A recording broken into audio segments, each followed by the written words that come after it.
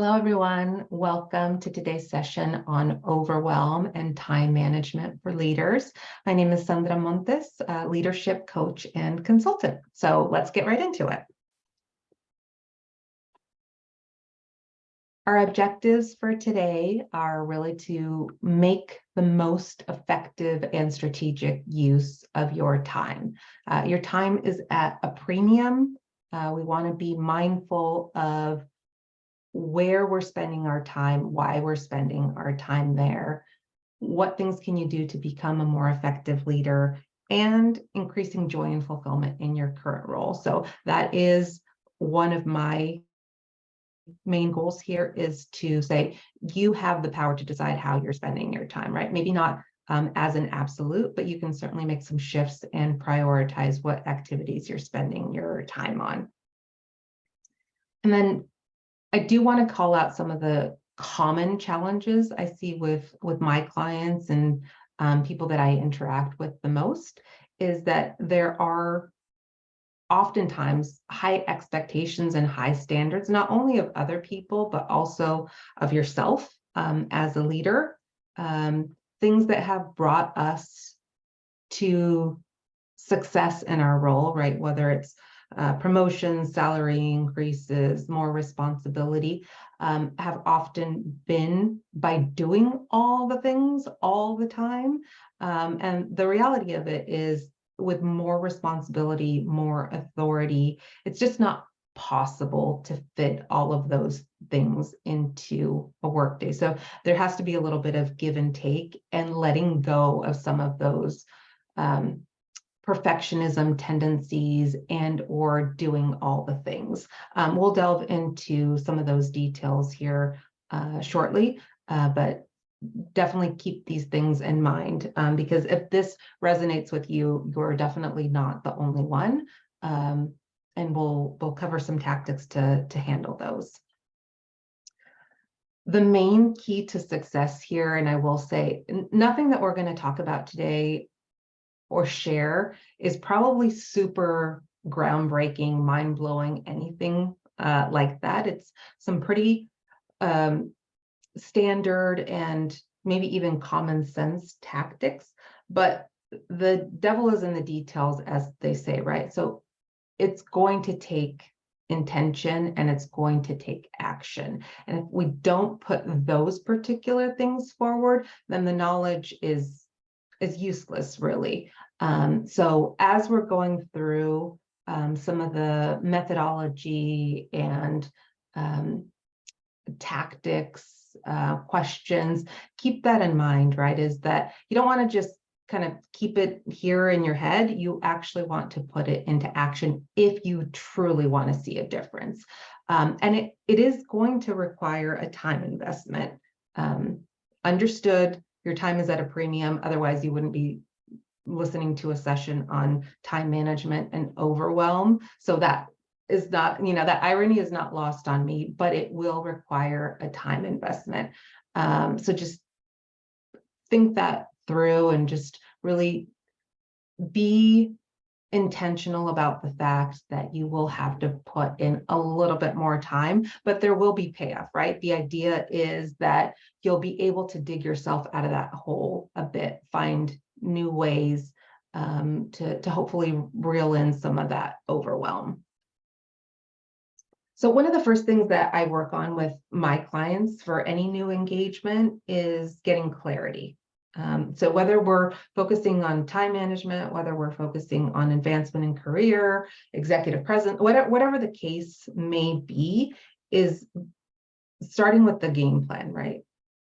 Be really clear on what your values are, what your specific goals are. How are you going to measure the success, how well you are or aren't doing? What are those metrics? What resources do or do you not have at your disposal? And then for you individually, what are your unique either advantages or disadvantages? And we all have those, right? It might be you're tech savvy. It might be you're very charismatic. It might be you're a quick learner. Whatever your competitive advantage is, have that be a consideration as you're doing some of your time analysis, as well as how you plan forward, keeping these things in mind and having all of this be a component of not only your plan, but your North Star on how you're choosing to spend your time.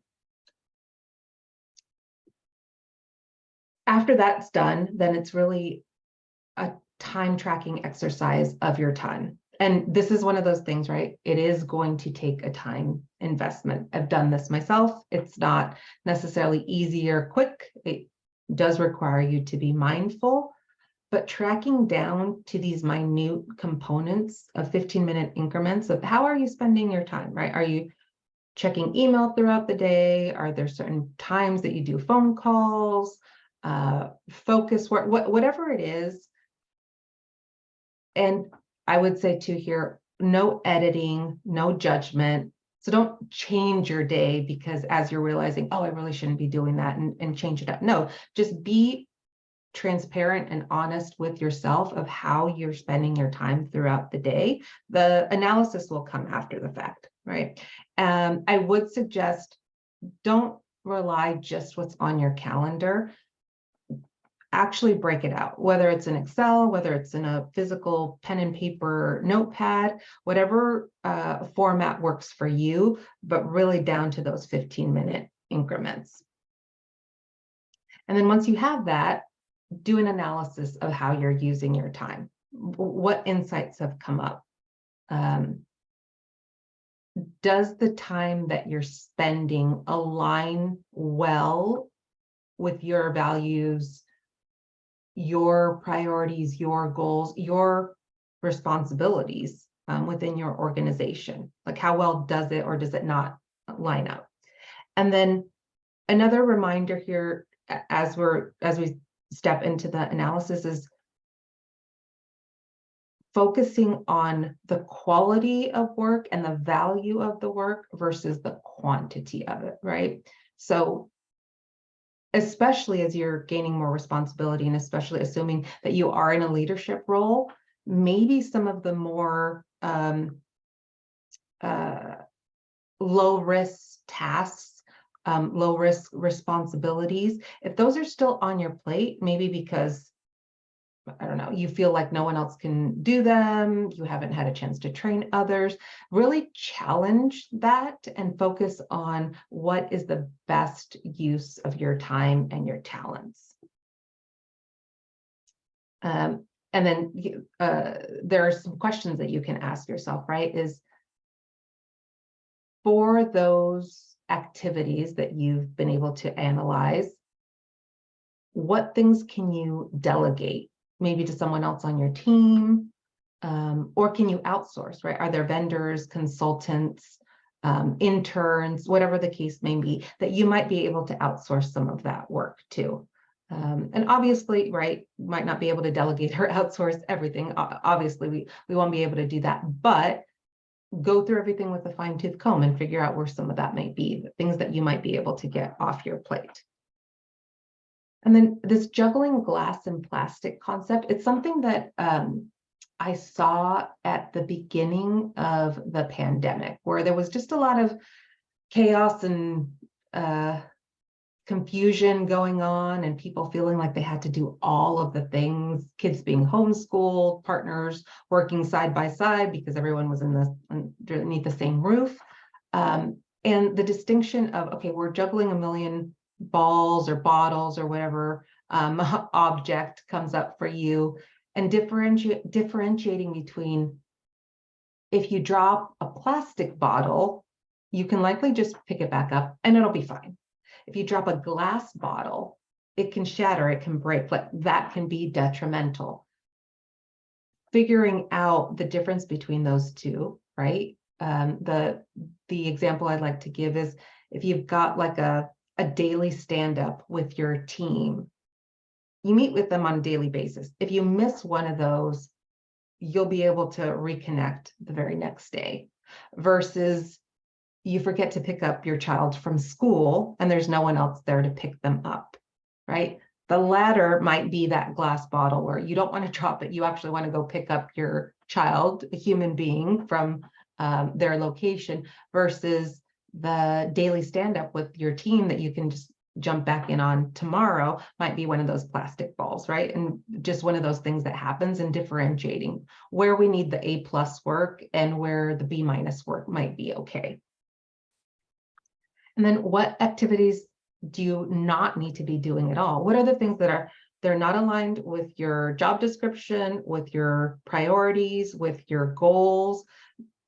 They're not potentially worth the time that you are investing currently. So again, what on those 15-minute increments should you be getting rid of altogether? And then once you've got that analysis, then forward looking, what does your ideal day look like?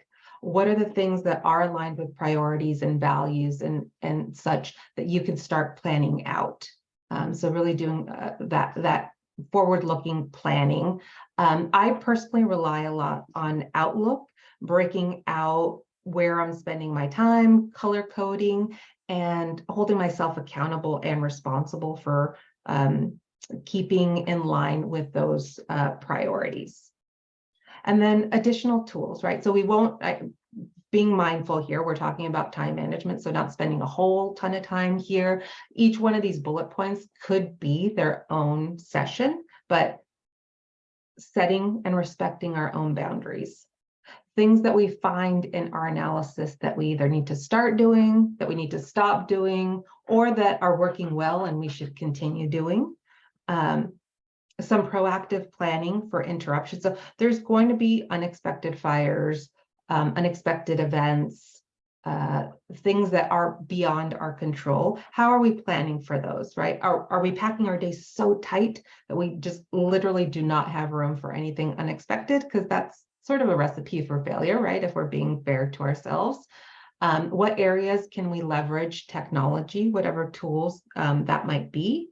And then running more efficient meetings, right? Do we have the right topic, goals, attendees, expectations in those meetings? So we're getting the most bang for our buck within those precious 15, 30, 60-minute sessions, not only for you, but for other people as well. Like I said, most of these that you see here as bullet points will probably be upcoming webinars, but definitely things that you should consider as you're working through here. And then I will leave this up here for a second here. Feel free to pause, screenshot, whatnot. If you have questions, comments, you want to connect with me, you want to have an introductory session, the platform that I'm personally most active on currently is LinkedIn. So you can just do a search by my name. I think that same profile picture is on LinkedIn. You can look me up on Calendly as Latina Leadership Coach. And I most actively work in a coaching/consulting capacity, either one-on-one coaching or team productivity assessments. Thank you for joining me today. Hope that we are able to connect again soon, and have a great rest of your day.